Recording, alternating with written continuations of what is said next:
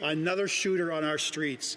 This time a 21-year-old dirtbag, or as described by a veteran detective, a muppet, with a record of 21 failures to comply with court orders, and not surprisingly, out on bail, sent a young cop to the emergency ward with a bullet in his gut.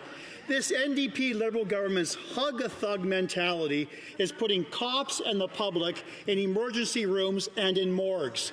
When will this government prioritize safety rather than empathy for cop shooters? Hear, hear. The Honourable Parliamentary Secretary to the Minister of Justice.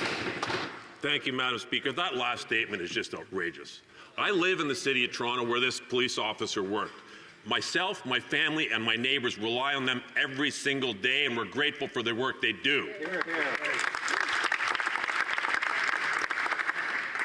This member is a former Crown prosecutor, as he likes to remind us time and time again. It's provincial responsibility to deal with the enforcement of bail laws. The Crown prosecutors are appointed by the province of Ontario. The justices of the peace who administer the laws are appointed and paid for by the province of Ontario. He's asking the wrong people the question. The Honourable Member for Brantford Brant. Almost everyone they arrest is out on bail. No one stays in jail where they belong. And they laugh. This is the president of the Toronto Police Association. Wake up. Every day, Canadians are waking up to more news of shootings and murders. The minister bragged that his bail reform bill would make our streets safer, but the truth is more criminals are out on bail and Canadians are more frightened than ever. This bill is a complete failure. How many more lost lives is it going to take for the government to finally embrace jail, not bail, for serious violence? Honourable Parliamentary Secretary to the Minister of Justice.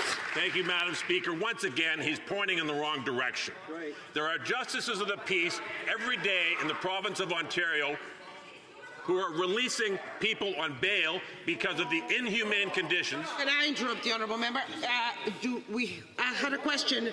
We allow the Parliamentary Secretary to answer. Order! From the top. Thank you, Madam Speaker. Every single day in the province of Ontario, there are justices of the peace who are appointed by the provincial government, who are letting people out on bail because the conditions inside provincially built, provincially funded, and provincially operated prisons are inhumane and not okay for people, even prisoners, to be in. There is judicial decisions by justices of the peace who have considered this fact regularly, and they said until those conditions change, that's going to be a major consideration when they're listening to bail applications.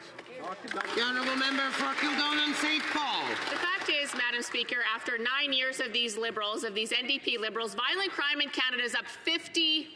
That is their responsibility, Madam Speaker, and it's really no wonder. Police report there are 790 repeat violent offenders just walking the streets in Mississauga and Brampton. Police say almost everyone they arrest is out on bail, yet Liberals have made it very clear, especially yesterday in question period, that they support repeat violent offenders getting bail, no matter what, no matter who gets hurt, Madam Speaker. What is it going to take for the Liberals to realize that their catch and release policies are costing innocent Canadians their lives? Honourable Parliamentary Secretary. They just don't understand, Madam Speaker. They don't want to understand, Madam Speaker. The laws are in place. They can't be enforced properly because the province is underfunding the system. 1 hour ago, none other than Ben Mulroney was on his podcast, and he said one of the biggest problems is the lack of resources provided by the provincial government in the province of Ontario, and that's why people are getting out on bail. Full stop. They need to pay attention, look in the right direction. The laws here are in place. They stop sensationalizing and be serious. The Honourable Member for Dartmouth Cole Harbour. Madam Speaker, the